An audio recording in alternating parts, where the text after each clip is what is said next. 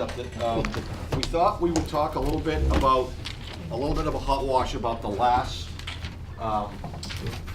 storm that came through, the one with the snow. And then we kind of segued into for all full disclosure, for the last big storm, I was out of town. Me too, Chief. I was out of town, and I did not escape the asylum. It was a trip we had planned for a long time, but for full disclosure, I probably did escape the asylum one day early, so I could escape the asylum. So I was not in town. I was in Columbus, Ohio.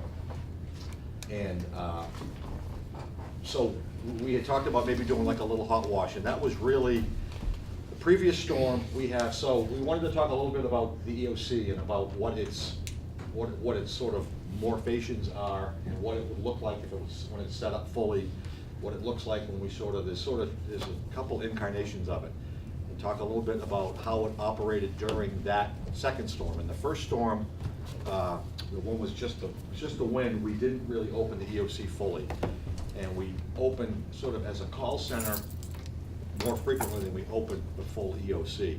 I want to talk a little bit about the whole call center concept too. But Deputy Smith was in charge when I was away,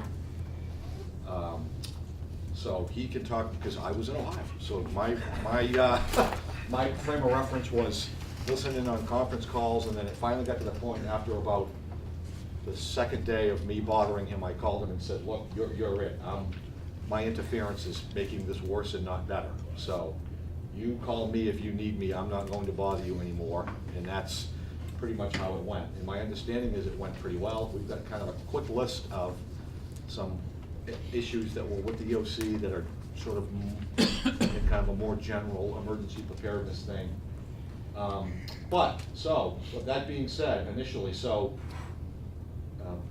Fire Inspector DeMello, who was he's kind of the go-to EOC guy when it comes to the setup. So that's why we have it set up. That's why you're all kind of matched over here. Just so you can get an idea of what it looks like. You can idea.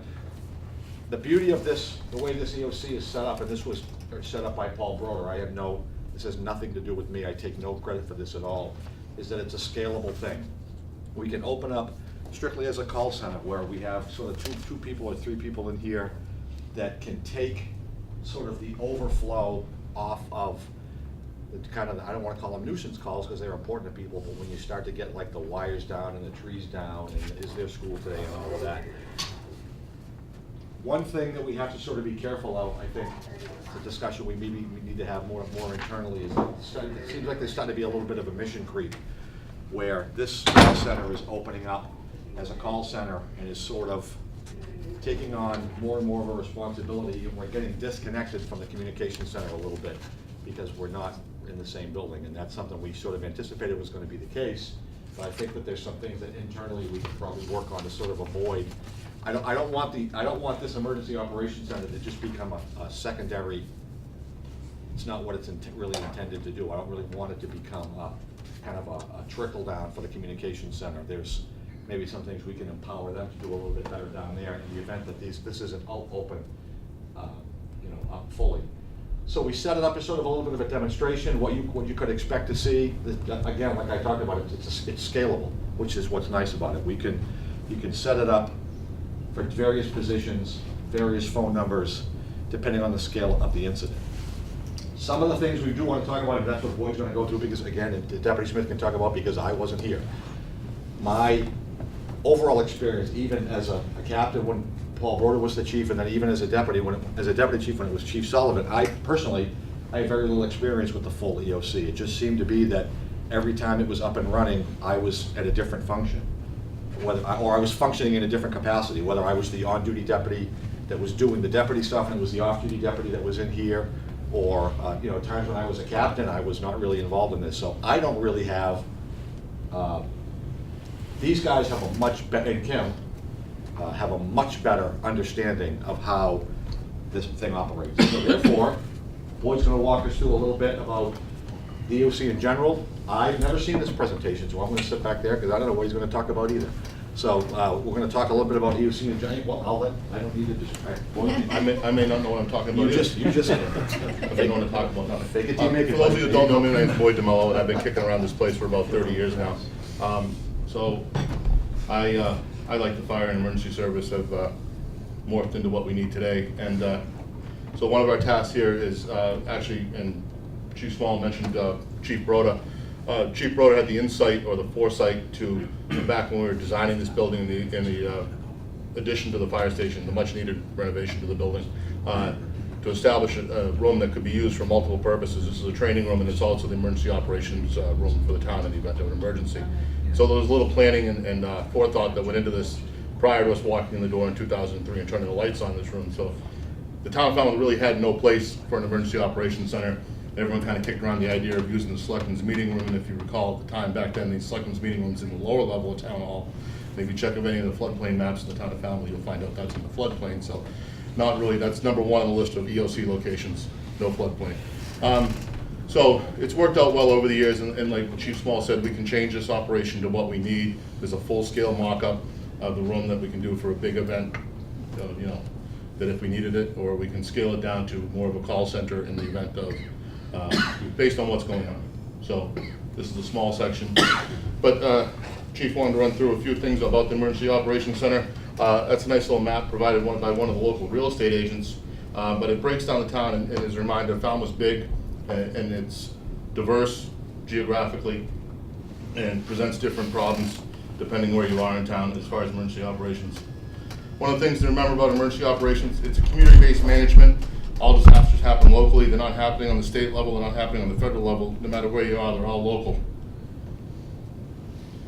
A few things about EOCs in the Commonwealth. All 351 communities are required to have an emergency management director. Here in Falmouth, Chief Small acts in that capacity. 6.5 million people, 14 counties, 350 EMDs. Somewhere out there's one guy doing double duty for 2 towns. But it could be anyone. It's police chief, fire chief, town managers, whoever is, you know, appointed by the powers to be in their town to be the emergency management director. Emergency support requests come from different areas. Obviously something happens, whether it's a man-made disaster or a natural disaster. The disaster occurs and we have to start with an emergency operations. And depending what it is, it kind of cycles around. And you'll see that it goes to the local response, to the state response, to the federal response, and everything comes back to the disaster. It's a process of notification and communications. Here in Falmouth, before we've even opened the EOC, Falmouth has a strong team of personnel that can work together in the EOC setting. We've identified several people in the community, and agencies have sent those people in. We also have memorandums of understanding in place that enable the EOC and the emergency management to get help during the disaster to help us with the situation here in town.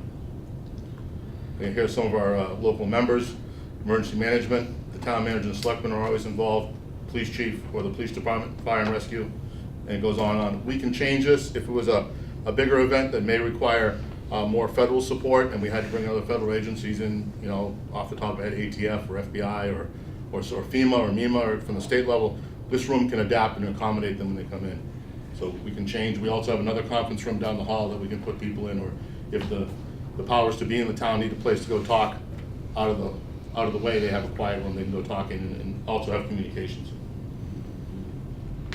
Emergency Operations Center, what are they? It's usually a central coordination and control facility. It collects and analyzes data on a big scale, makes decisions, and disseminates those decisions to all concerned individual agencies. It's a clearinghouse during a disaster. Critical pieces of the EOC, individuals who staff the EOC, there's training available, and you have to be able to think outside the box. Again, communications. EOC staffing here in Falmouth, some departments have designated prior to the emergency who will represent the department during the activation of the EOC. This guarantees that the EOC liaisons are well versed in how the EOC operates. It's critical, however, to have 2 or 3 personnel from each agency. For a long duration event, one person can't be expected to be in here for a very long time, although it does happen. Some of us spend a lot of hours in here and we leave here a little more tired than we arrived. But in a large scale event, you have to have staffing, and it's part of the process of establishing a schedule, and you rotate people in and out of here to keep everyone fresh and paying attention to what's going on. Here's seeing as Thursday, here's a throwback Thursday photo. This is the Hurricane Sandy back in 2012. It was a pre-meeting. Some of the individuals in the pictures are still here today. Others have not with us. They've moved on to other jobs. function of the EOC. EOC is necessary to plan and prepare for events, contingencies, and emergencies, and manage and conduct those emergency responses and recovery actions, and to coordinate public information. That's one of the things we find with the call center function when we set it up. We're really just providing a function to the community where they can reach out to the town of Falmouth and get some results when they're not tying up the combined dispatch center or the police and fire departments. We're here to help you with the wires down, my road's not plowed, or the inevitable other questions that are surfaced during a storm with the residents in the Falmouth. We're here to take that load off other emergency functions in the town to get that done, because those are important questions for you as a citizen. You need answers about when the power is coming back on. We do the best we can to provide you with those answers. We have communications with Eversource. We know what they're doing, or they tell us what they're doing, and we provide that information out, so it seems to work okay. Again, EOC functions, operations management, situational awareness, priority setting, policy setting. It goes on. They're all the same things that of management in an emergency operation. One of the things we kick around, you see it out there, EOCs are activated and operational. There's a difference between the two. Essentially activated means we come on, turn the lights on, put the phones out, and when the building's open for business. Operational is once we have people in the EOC and we're prepared to coordinate a response or assist in a response to the town, then the EOC goes into an operational phase. 4 models of the EOC organization. We have major management for activities involving police, fire, and EMS. We operate under the incident command system like we do with the fire and rescue department every day. Emergency support functions with transportation, communications, and multi-agency coordination, which we reach out to the county, and the county has their MAC open through the Barnstable County Emergency Regional Planning Committee. Did I get that right, Ken? Mm-hmm. In Massachusetts, they have several in MEMA's plan. There's different support functions. That's a list of them. There's quite a few of them. MEMA, along with FEMA, has a long list of acronyms, and if you want to go home tonight and Google the FEMA acronyms, grab something to drink and clear your table for about 4 hours and you can read them all. It's quite extensive. Some key concepts: those who work in the EOC need to be able to make decisions and implement operational actions for in the field. It's not a tactical operation in here. We're assisting those people that are out in the field. Falmouth EOC is adaptable to what works best for Falmouth depending on the event and that caused the activation. One of the other things that we refer to, or we depend on with the state, is knowing what's going on outside Falmouth. Just because Falmouth's having an emergency doesn't mean Bourne, Mashpee, Barnstable County, Southeastern Mass, or anywhere else in New England or the country. One of the ways we do that is through the state run through MEMA is the Web EOC. It allows us to add information into the Web EOC about what's going on in the town of Falmouth, and we can also see what else is going on around us in other communities. And it's a great resource for requesting additional support to the town of Falmouth. Flooding, we need sandbags, or we need emergency power, or you name it, we can get a hold of the MAC or through the Web EOC, and we send that request out, and at some point it comes back with yes or no, and it'll be here when, and we get that back to us. Some of the things that make the EOC operational in Falmouth is the buy-in from all the necessary departments and agencies. It's critical for the success. We need to get everyone on board and pushing in the same direction for EOC operations. Coordination and information sharing is the greatest strength of this EOC, and maintaining situational awareness to ensure that everyone has a common operating picture. In other words, keeping the big picture focused for everyone in one direction. The EOC is also the conduit through, like I said, with the Web EOC to the state and other communities to be aware of our situation. Coordination, not control, for the EOC. And these are some of the things that we handle under that. This is one of the pictures that I found when Kim provided me with this information for the PowerPoint. It's interesting because this is exactly how an EOC operates. If you look down the bottom, the incident occurs and there's some ramp up for the EOC and stuff, and then it gets up to the EOC, goes into operational status. Then it goes around in a circle. And you might think that, first looked at it and I said, that looks like the wind blowing the paper around on the street in the corner, but it's actually how the EOC works, because it continually reevaluates the information coming in and changing what we're doing based on the status of what's going on in the town. And the people out working in the field, we get feedback, and if we need something. So it's a continual update and analyzing and reevaluating of what's going on and getting those resources to help the people in the field. That's essentially how the EOC operation works. I sped through it, I know, but in a nutshell, that's how it works. So we had a hot wash, some questions on Winter Storm Skylar. can you just go back real quick, to that slide that had the, go back, one that had like all of the. Functions? Cayenne, keep going. So, okay, so, we go back one. So for every one of these, like Wood was talking about, for every one of these functions, somewhere out there, there is a federal agency that has those letters on the back of a blue windbreaker. Like, that's just about how, like, there's somebody that's got, so you look at, a lot of this stuff, this comes out of federal mandates. The federal government is really good about making things 50 times more complicated than they need to be. So, and I'm on TV, that's great. So the chances, I want to make this, we wanted to give this broad overview about what an EOC is, and there's the possibility that this room, as you saw one of those pictures with this room set up fully as EOC is possible, and that's what we have to prepare for.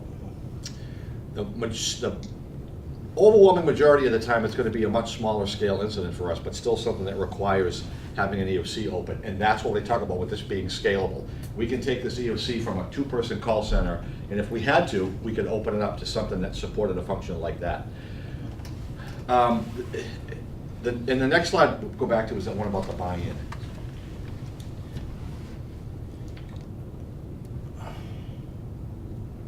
So the top bullet point of this, like the buy-in for necessary department heads, is critical, and that's really key. And that's why it's great to see more representatives from the school here, and it's great to see the faces that we see on a regular basis, but it would be better, we're having a little bit of pushback, which is always the case with some agencies that should be participating in these EOC operations and for various reasons don't. When it hits the fan, somebody in town has got a really big hammer, and we can compel those people to be here, and we will do that. The problem is, there's no OJT involved with this. It's something that you really need to be familiar with, and that's why the small scale incidents like this particular storm, well, I'll use this storm Skylar that I hope that now Tim is going to say some things about too. This 24-hour event where you folks that are sitting in this room have to think, okay, what position would I be sitting at up here? You may not necessarily even be sitting at a phone, but you need to prepare. In those small scale events, to do a small scale event and a small scale event, when the big scale event comes, it's not that much of a leap for people that have been in here for the small scale events.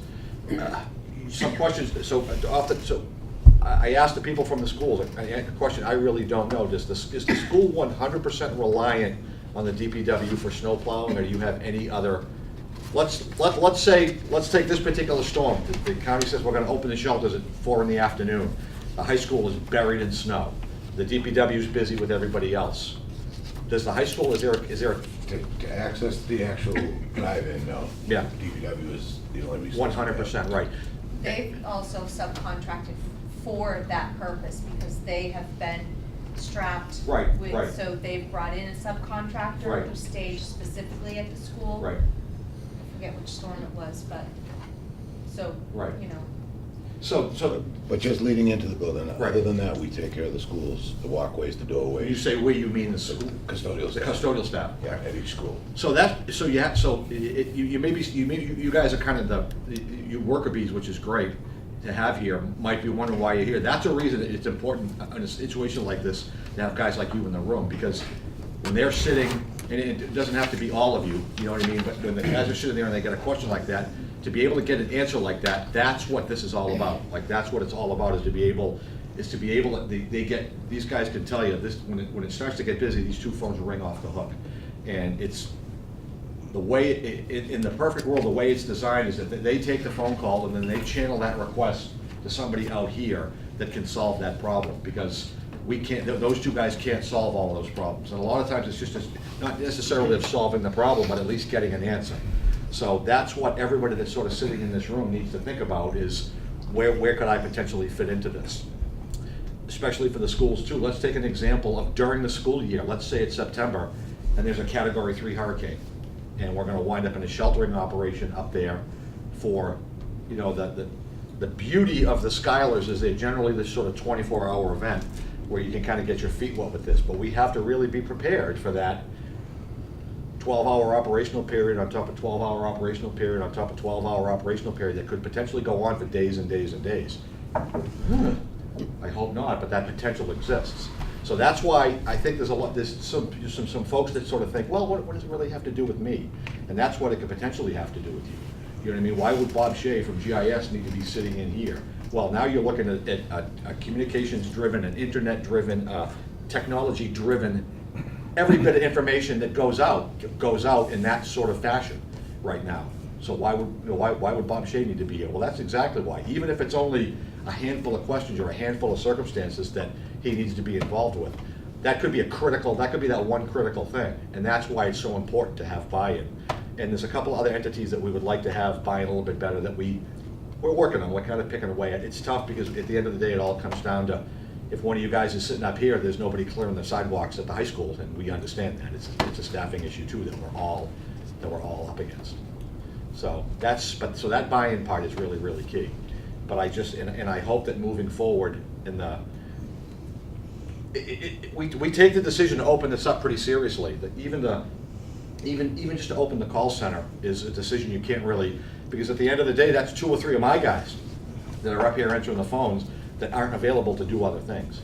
So we're trying to get a little bit, we're trying to work on some details with the Emergency Communications Center, because you really don't have to be a firefighter to sit there and answer the phone and then transfer that call to wherever, whatever that it has to go to solve it. So that's why we're sort of, and that's kind of why we did this little exercise today. It's not, and another thing too, that moving forward, this should be a secure room that UC is operating. We've had some times in the past where people have wandered in here and said, hey, I want to know when my street's going to get plowed. So you're going to start finding that door being locked. There's a big big security upgrade being in process for this building, and that's going to be part of it, where we can sort of lock that door. And the only people that should be in here, the phone number, which Boyd's got listed up over here on the little mock-up, the actual phone number for the EOC is a public number, but there's a lot of other numbers out there that you don't want to give out, and you really don't want, you have to have when this is up and functioning as an EOC, you need to really have a reason to be in here. So Tim, so I've got a couple hot wash stuff that I think you participated in, but since you were the man during this storm, is there anything off the top of your head you can think about? I mean, we can even go to mine, we can go through that now. I think you and Boyd actually put this list together for some issues that you go ahead, then we'll just sort of text once you get to that. When I say something I'm not supposed to, Chief, just to, remember, you're on TV. So, Winter Storm Skylar is a hot wash. March was a tough month for all of us, and by the time Storm Skylar rolled around, and a few of us were a little more long in the tooth in this room than not, and we started thinking about the things that we could do better, which is something that important operation, Emergency Operations Center is always looking at what you're doing and saying, how can I do it better anyways? So by the time March 13th and 15th rolled around, it was the third main nor'eastern in 11 days, and we all know what happened. 7 inches of snow, wind gusts to 81 miles an hour, hurricane force in East Falmouth and across the Cape, and 122,000 plus on the Cape without power. So throw that at the mix, and this is a few things that we came up with that we can work on. First of all, with the combined communication department, they should be funneling more of the information on trees and wires down to the EOC than rather trying to handle that piece also by themselves also. They generated a list that was provided by them to us over at the EOC for trees and wires down. It worked really well, with the exception of the follow-up piece. We had very little feedback from outside agencies, the tactical portion of the town that was working to clear the roads and stuff and fix the power lines. Mr. Griffin calls up and says, hey boys, there's a tree down across the road in front of my house. I said, okay Bob, we're gonna take care of it. We let the Department of Public Works know. It's hard for us to know when that street's open, and that street being blocked can affect operations from police and fire and EMS responding to things. So we need to develop a better feedback in that case, so we know when the work's done. Because sometimes people call back and say, Mr. Griffin calls me back a couple hours ago, and he tells me it's like doing my homework assignment when I had him as a teacher. He didn't hand it in. Honest to God, Mr. Griffin, I took care of it. Boy, can you, either one of you, because I know you sort of came up with an on-the-fly solution to this, sort of, didn't you, that actually worked pretty well? Well, in full disclosure, we had to toss that credit over to the director of the communications department who came up with it, but we adapted to it and we made some changes to it, but it did work, and it worked well, and it needs some more work. We'll get that squared away. But it was a live, so anyone could put in in this program, what. It was recorded. Right, so the tree that went down, or the road that was closed, or the wires caught in the trees, and you could see it all come through. And then one person, Boyd did it, Mel did it, I did it, we would sit with the phone and we highlighted all the ones that were just wires down, and we could call Eversource directly based on that list. And then we could also print that list out and hand it directly to DPW. They could have pulled it up, but they didn't have the ability because their power and Their power was down. Wi-Fi was down, but so they would come running, send a runner over for this list, and then we would send it out, and they would know which areas they had to go to. So it was great to have the live information, but. And one of the things we started working on handling this feedback information, as Kim mentioned, was getting the information to the Department of Public Works on trees down. And the one thing you gotta remember is when there's a tree down and if there's wires involved, the Department of Public Works isn't getting near it, and rightly so, because the rule of thumb is if the wire's down, it's live, and the people that are responsible for that Eversource are the ones that are gonna take care of that. They have tree crews also. So a local Department of Public Works will only take care of trees that there's not a wire within any area of it. That's what they do. If there's a wire down, the tree companies, contractors that work with the power, that are with the power company will take care of that problem, and then the town will clean up the remainder of the mess after the hazard's secured. One of the things we did work with one of the DPW representatives was, we're gonna be able to get him on his iPhone, so when he has availability and access to that list, so it's live time update for him when he's working, supervising the crews, so he can get the list activated. So we're gonna work with him about checking it off when it's cleaned up, so we can hopefully work on that part of the problem. We need improved information from Eversource. I think I heard Chief Small mention it on a conference call when he was in Ohio about Eversource tends to throw out the worst case scenario of your power's not gonna be back on until Saturday. And that is a good way of saying, we're gonna get to it, but what happens here, it causes a lot of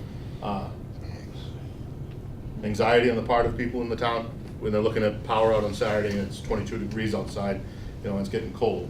So we need to work, hopefully Eversource can work with the county, the local towns, in getting a better way to update us on what the power is gonna be. If we know Main Street's coming back on, it's a vital business link to the community, it's important to the function of the town.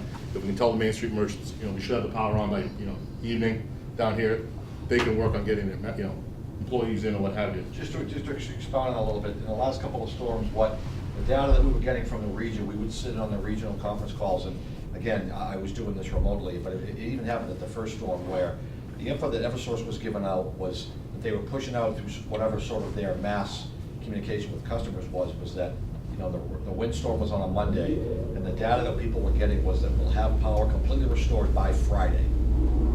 Meaning, knowingly that when they refer to the people that were gonna have their power back on Friday, were the long dead-end driveways, what they call the onesies and twosies.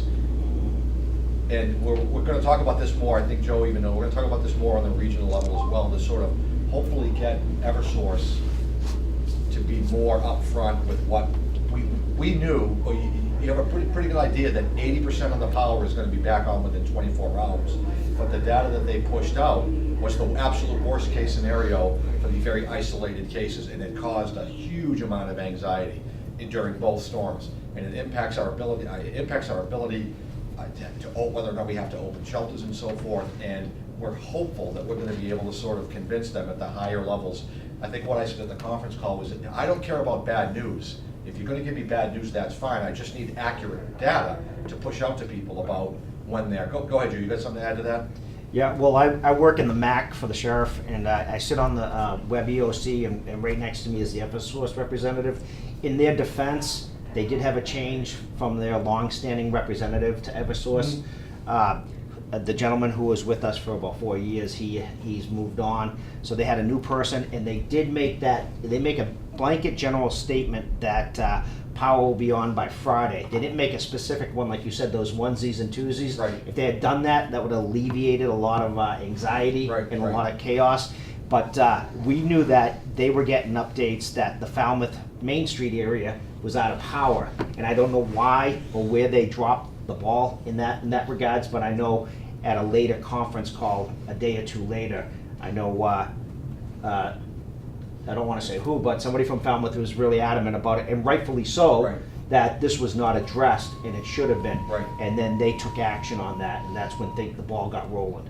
But going back to the web EOC, when you have that up there, everybody in the state is looking at that, so you have to be really careful what you type in there, put on there, because you log in and your username. So I do the web EOC at the Mac, and so when I post something, everybody in the state can see that my name, and I'm the one who posted it from the Mac.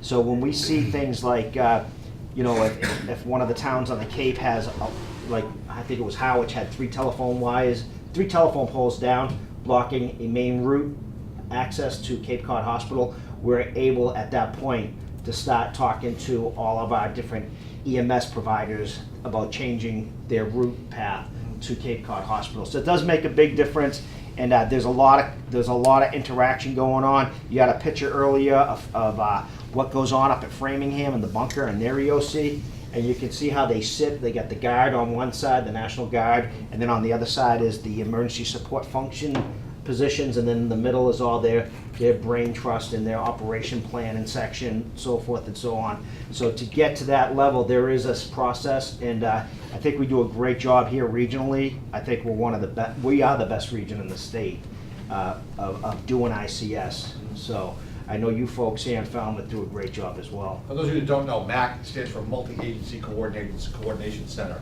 which is effectively the Barnstable County's version of this on steroids. That's what the county spools up at near the old prison, the old jail, in the event of these big storms. So that's where all of the local entities like this report to them. And when we need support for something that we can't get locally, we go to them, and they're able to get it through the state or through the, fortunately not lately, haven't got to the federal level, but that's what MAC stands for.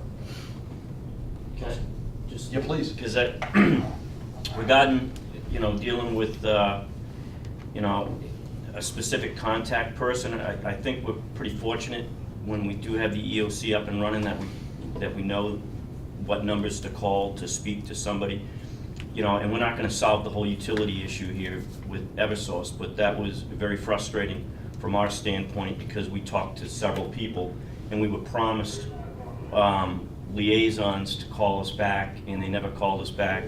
It went on and we had to reach out several times, and then we were told somebody was going to come here physically, and they never showed up. So this gets back to what Kim was explaining about the list. We know where all the problems are.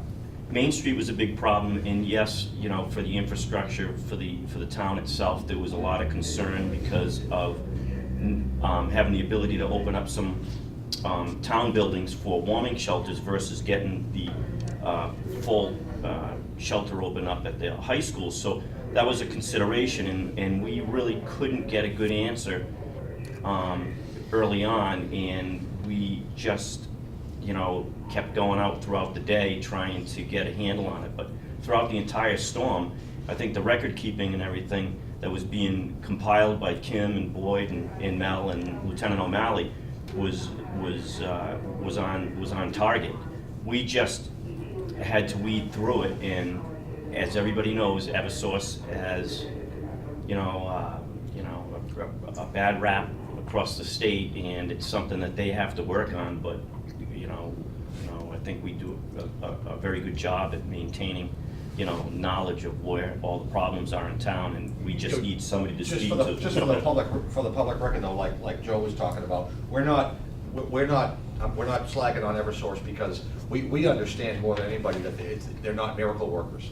That we weren't looking. There's a sort of a sense out there that Eversource just snaps their fingers and the power lines go back up on the poles and it's safe, and it's not like that. It's a very difficult, very time-consuming process. We're just hoping to be able to sort of improve that level of communication. Eversource, they've got limited tree crews. I don't want to, you know, this isn't an us versus Eversource thing. You know, that they're not miracle workers is about really the only way I can put it. But what we hope to sort of move forward with is a little bit better communication about just some honesty goes a long way. And to be able to tell somebody, for decision-making purposes, you're going to be without power for probably 24 hours, that would go a long way. A couple things to continue on that with Eversource, and again, in a little bit of Eversource's defense, you gotta remember that Winter Storm Skylar was the third nor'easter in as many days on the Cape. Trees and everything are damaged from the previous 2 storms. So 50 to 60 mile an hour winds in one storm, and then 2 or 3 months later, 50 to 60 mile an hour winds in another storm, don't affect the trees like 3 nor'easters of 50 to 60 plus mile an hour winds 11 days, within 11 days of each other. Things are tired and weak, and they're cold and they break. So we did experience some more power outages with Skylar than we did in the storm before, and the storm before that. But if you go back and think about, Eversource did a lot of work on the Cape, I believe Cape wide, about clearing trees and stuff back from the power lines. And if you go back some storms a lot the winter before and the summer before that, power outage problems weren't what they were during Skylar. So there's a lot of few things that came together to create a little more problem. And it wasn't all just because Eversource's infrastructure wasn't what it should be or the trees weren't cleared back. It was a combination of things. And again, we're not bashing Eversource. One thing that Deputy Smith mentioned was the record keeping. In the event of an emergency operation, when the federal government or the state declares a state of emergency, I think everyone does in emergency management or in the town does a little bit of a happy dance, because that means that we get some money back from someone because of the emergency. Unfortunately, you just can't call up the federal government and say, you know, we need $1.5 million to cover the cost of the storm damage. You have to provide some paperwork to back it up, and the paperwork, and Kim can certainly attest to it because she's tasked with doing that, is enormous. The amount of stuff you have to fill out. Voluminous would be a good way to Voluminous, describe it. yeah. It's voluminous. It takes a rolling cart and a 2-day trip to the post office to send it all in. So that starts in the Emergency Operations Center. So in a big event outside of what we've been doing lately, a large-scale event that takes several days or a week, that's when the EOC would see a finance person or a few other people in here, because they have to start documenting that early, because I know what it takes to take care of a 3-day storm and it ends on Friday, and you roll in on Monday, and it still takes several days to sort it out, a week or better. So if you're going to a long duration event and you want to come in the week after you took the weekend off and recoup and come back, you can't do that in a long storm. So the paperwork, it's a necessary evil here. Back to what we were talking about though. Pre-planning for post-storm warming centers. One of the things that we see when Eversource does throw the thing out, the power's going to be back on Friday, we immediately see an uptick as soon as the talking head on the news media says that Eversource says power's coming back on Friday. We see an instant uptick in the phone calls here at the Emergency Operations Center looking for sheltering. We think, and I personally firmly believe, that if we have some warming centers that are open within the town, we would see a reduction in the request for sheltering. Because people need a place, one, to go get warm, and two, to charge their cell phone, because the cell phone's dying, and we live in a world of electronic leash where that cell phone is everything for you, or at least for my 15-year-old daughter. So if they have a place to go charge it, and you can get a hold of family members and say, hey, I'm okay, because the other thing is we get a ton of phone calls from off Cape and out of state asking if they can check on a family member, especially elderly family that lives down here. So once again, we always preach in EOC operations and here and in LEPC, and if we're out talking to the community, it's important to have a plan together for your relatives that live here. If you have relatives that live somewhere else in the Carolinas, and you know there's a storm coming, make a plan with them. Let them know, find out what they're doing, what their plan is. Are they going somewhere? Are they staying there? And have contacts or someone that can check on them. So those are some of the things that we have to work on here regarding that. The generator issues. A couple places that we could use for a warming center are the rec center and hopefully the new senior center, which is going over by the rec center. The town, in town somewhere, we have a large portable generator, and currently one of the problems we have is we need to get that hooked up to the rec center to provide the rec center power, the rec center generator power, or other buildings in the town where we could power them up for a warming center. So one of the things that the emergency management director, i.e. the fire chief, and the emergency operations people are going to be is pushing maybe to get that work done, so we can open a central located warming center where people can go and get warm, charge their cell phone, and get a breather from something that, you know, Eversource will probably be turning the power on overnight. Again, full disclosure, we're in very, very, very early discussions with the senior center that they haven't put a shovel in the ground yet, of having that prepared for a generator once the construction is complete. I'm not, nothing to do with that. They've got budget. It's not the budget. It's a budget issue. We're just kind of throwing that out. This is just, we're very, very, very preliminary discussions of having it. Right, step one of about a 10-step process of having that to be capable of being used in that capacity if it becomes necessary. I'm not writing checks for a capital project that has nothing to do with us. So, and one of the other things is, and the chief reached on it, is about getting certain other key agencies into the EOC earlier and here to work on. We did have a police department rep in the EOC.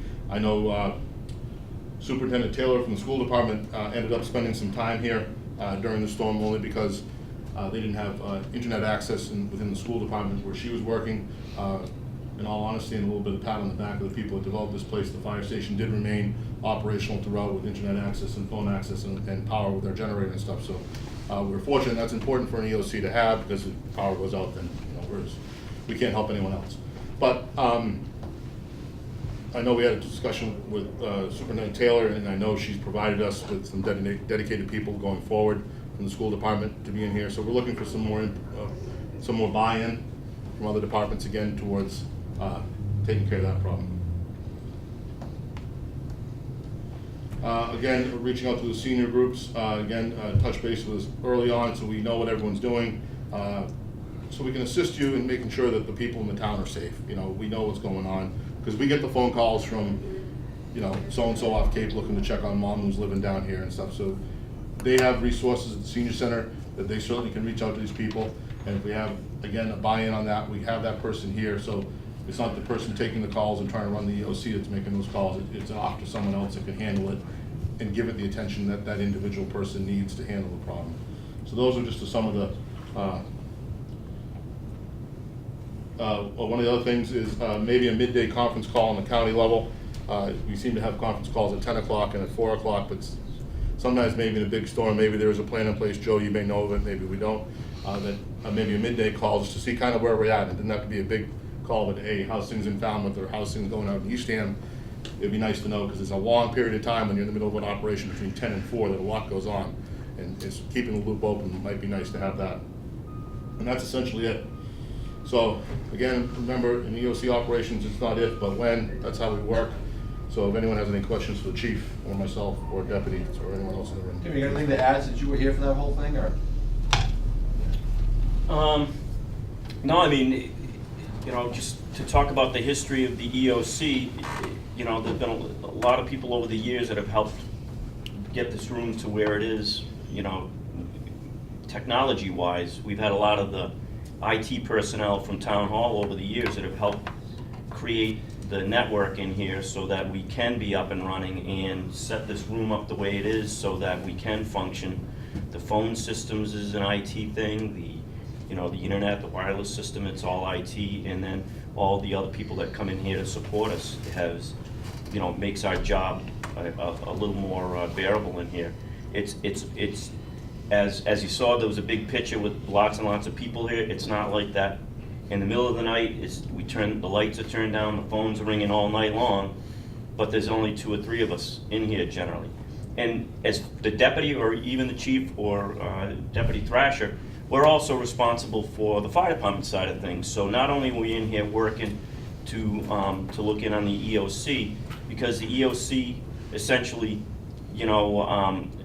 kind of is all-inclusive, but the fire department plays a major role in all the things that are going on in town, and along with the police department, and so it's a public safety thing. So at any given moment, we could have a structure fire, which we had a few. 4.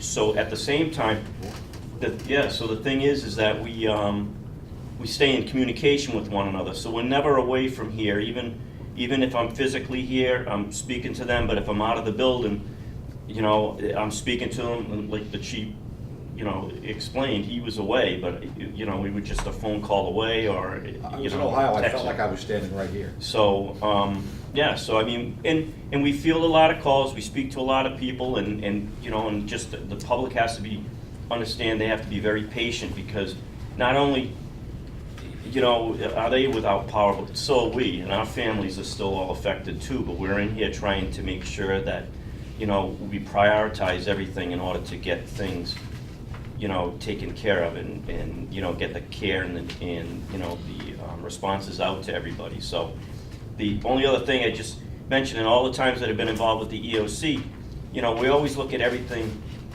from what type of event that we're going to be dealing with. But in all instances, we've just been dealing with weather issues. So we have great forecasting ability.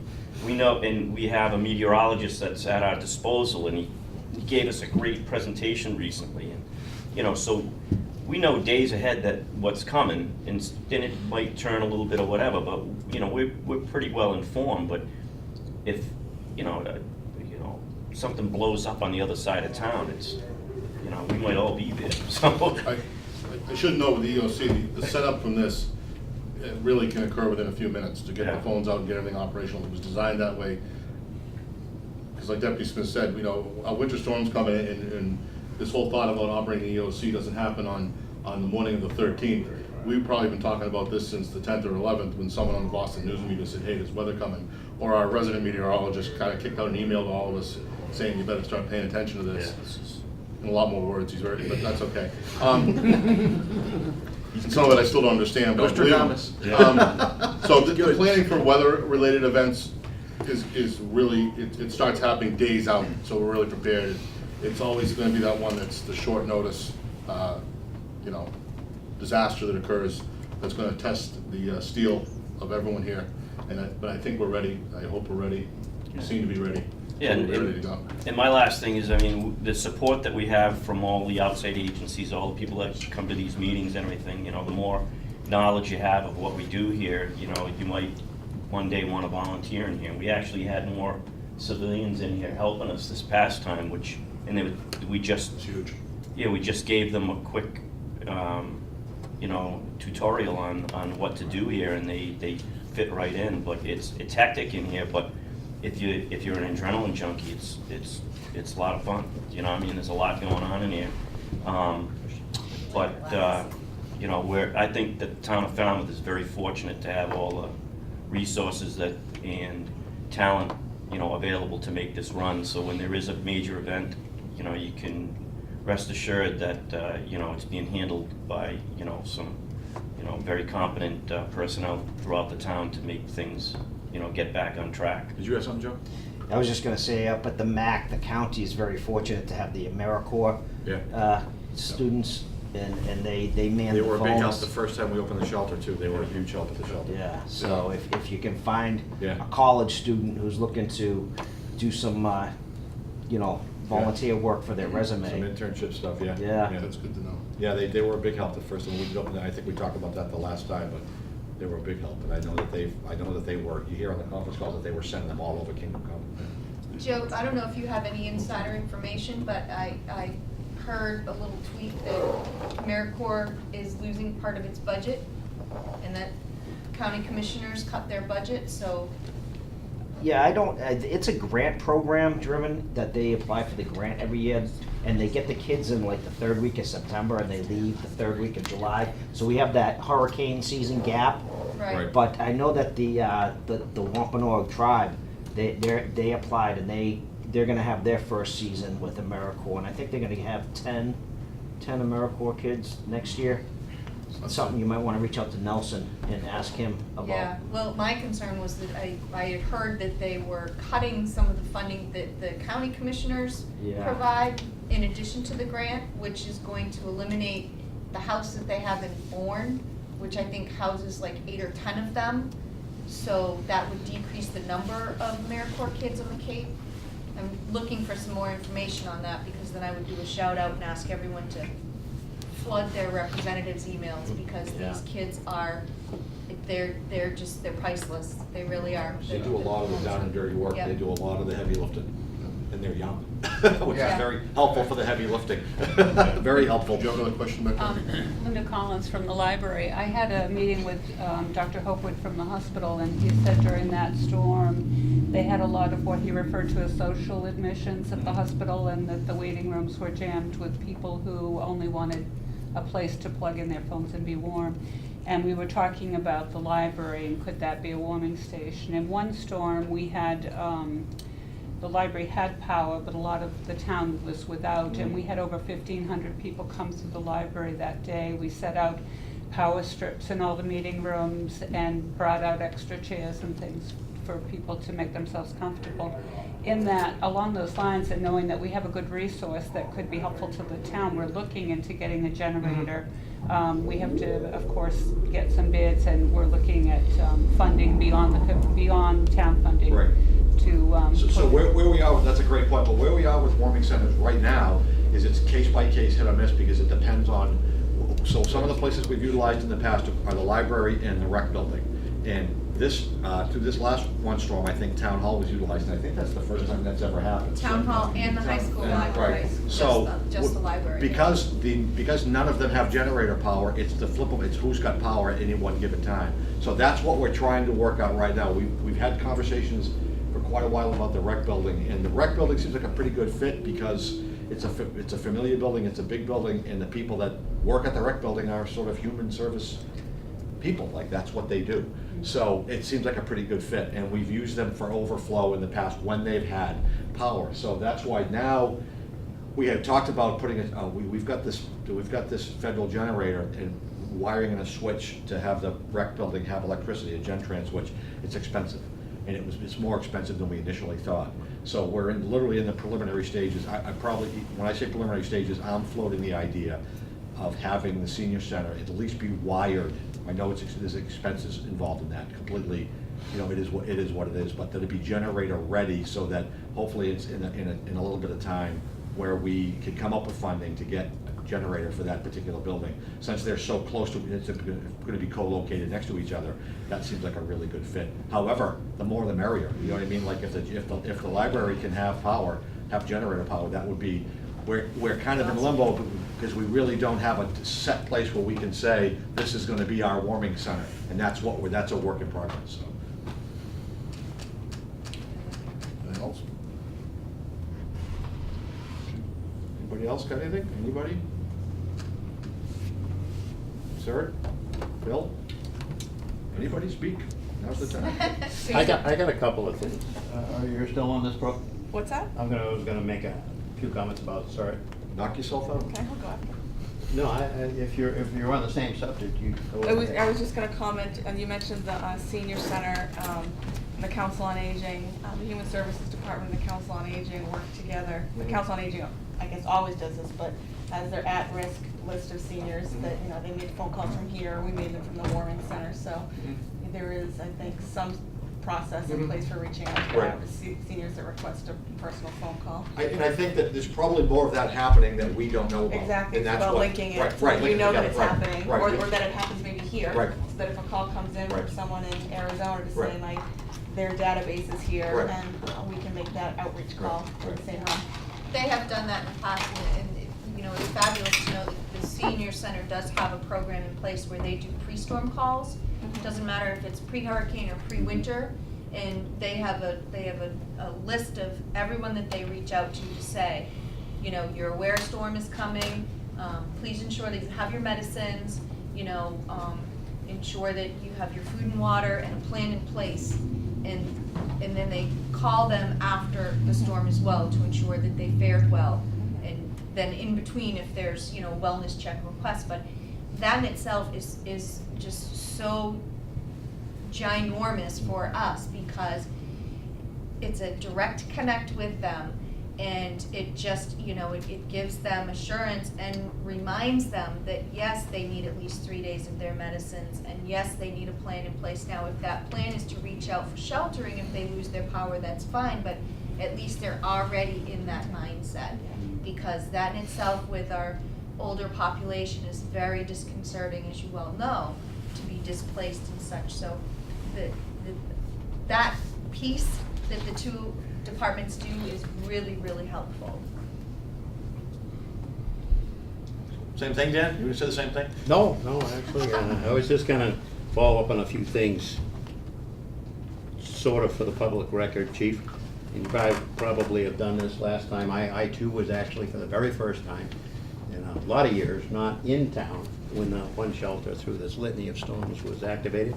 But the good thing that I wanted to say is based on the EOC activities and the SOPs that are in place, I'd like to say with Helen's help and the rest of the people in town of America, it actually went off, in my opinion, extremely well. So it's a testament to You agree, Helen? You were there too? Yes, I thought it went very well. to be able to, do these kinds of things, to get your plans in place and to do the hot washes and improve.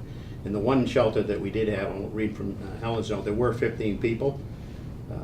People from Falmouth, Mashpee, Pecasset, Martha's Vineyard, and Sagamore Beach. We also had, I guess, a couple of dogs and one mouse. Never had a mouse in a shelter, so that actually As far as you know. is encouraging. But Hopefully they took it home. yeah, but it probably was just there. The high school guys would know. Yeah. Calls it like a mouse running around down there? Yeah. But in the same sense, to talk about hot washes and how it works, little addition to the shelter closure, SOP has been developed to make sure that, things are returned the same way that we got them. And into this write-up, which will be put in the binders, if you don't have it already, I know you probably put it out there. But we're also gonna add the actual sign-up and sign-off sheet that we use for the regional, and that we'll make that a little bit better. The other thing I just wanted to mention, as you say, volunteers and participation in the future, these are the things that are currently on the CERT participation list. So I can, encourage all of you to get on board or get involved. Sunday, May 27th, support for the troops, came up Plaza in Hyannis. Thank you. Right, Joe? Sunday, June 10th, we'll be doing a Flag Day 5K, which is a nice little race that we get a hat from. Saturday, June 23rd is the Commission on Disabilities, which we're CERT's going to be participating in. August 1st or 2nd, National Night Out, the Gus Canty thing. These are all activities that, CERT and community support. And Sunday, August 19th, of course, is the Falmouth Road Race, small event in town, you're all aware. A couple people come for a leisurely jog. And Saturday, September 22nd, is the Falmouth Community Emergency Preparedness Fair and Hoopla, which we participate in every year. And I bring them all up because not only could we use any kind of participation or involvement from volunteers or the public, but these are all great opportunities to not only show what the emergency preparedness program is and the people who are involved and actually do a little bit of public outreach during that period. So things like what goes on at the Council on Aging, the Senior Center. Sometimes you wonder that the people who need it the most don't have as much access to that information. And the last thing I would Thanks, mention. Boyd. Appreciate it, thank you. And the last thing I would Boyd's got an mention. appointment, so. Yeah. Chief, I know it's sort of off target a little bit, but I don't know if everybody knows, Kim mentioned about the AmeriCorps and funding going away. I know a lot of people in the country think that the American Red Cross is a federally funded agency. It is not. They pretty much get all of their support from donations and volunteers and people. And one of the things that has sort of fallen on the roadside is their ability to provide canteen trucks and things like that during disasters. I guess they can still do it from time to time. But just for your information, Kim and Chief, Helen's managed to muster up at least 21 people for using the CERT vehicle in times, to try and do that. So I think we're close on that. I think we're getting pretty close. yeah, and we'll work with everybody to see how that might, act. Nice. In implication. So that's about it. Unless there's any questions. Anything, Phil? Nope. Next month, Phil Burt, who is the regional, I know we've been talking about shelter, but Phil's gonna come and give a much more detailed explanation of the regional sheltering system. That's tentative right now. I don't know anything else we have to talk about, but Phil's on board to do that, so. Kicks off hurricane season. Yeah. Gotta bring that up. Oh, please. Really, you had to say it? We just God, got through just ice get- and snow. Can you It's give finally it a cracking 60 out there. So that's it, that's all I've got. If you wanna take a look at the diorama here and, thank you all. We'll see you next month. Chief.